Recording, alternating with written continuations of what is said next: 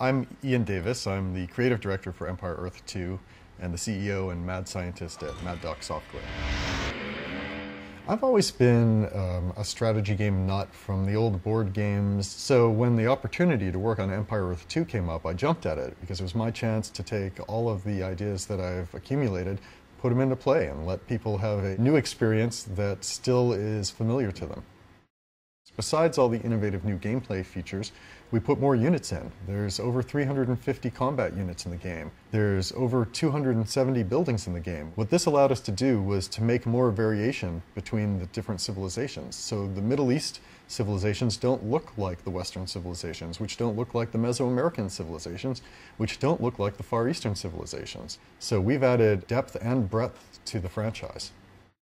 When we started working on Empire Earth 2, we took it as an opportunity to put into the game all the things that were missing from the genre for years and years. Things such as our citizen manager, the territories, the crown system, weather affecting gameplay. All of these things are things that increase the realism, increase the depth of the game, and add a lot of replayability, but have just been missing from real-time strategy games so far. We made every map get divided up into territories, and you need to expand in order to build your empire. In Empire Earth 2, we decided to take that feeling of, oh, I'm the best economically, or I'm the best militarily, and make it part of the gameplay as you're going along.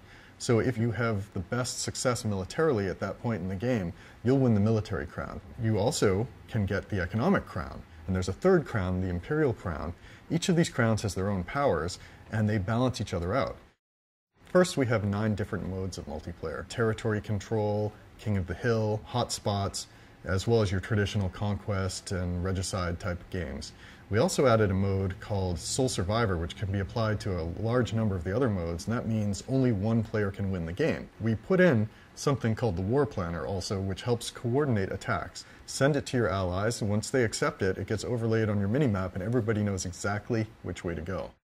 I've worked on almost a dozen real-time strategy games. My background in artificial intelligence makes me uniquely qualified to create a game where the AI is going to give you challenge after challenge after challenge and keep your replayability high. So at Mad Doc, we're really the perfect people to continue with the Empire Earth franchise.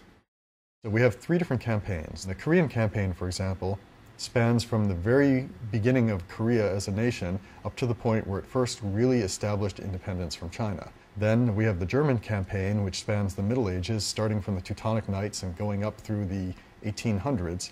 And finally, we have the American campaign, which goes from Teddy Roosevelt's time up to the time that nuclear-powered Hercs wandered the streets of Washington, D.C.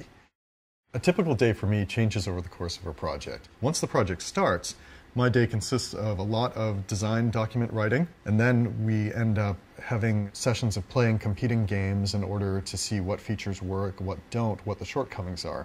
So my days now consist of getting in, playing a skirmish game against the AI to make sure the AI can still kick my ass. Then I'll play a game from the single-player campaign, and my afternoon will consist of playing multiplayer games where we work on the balance of the game.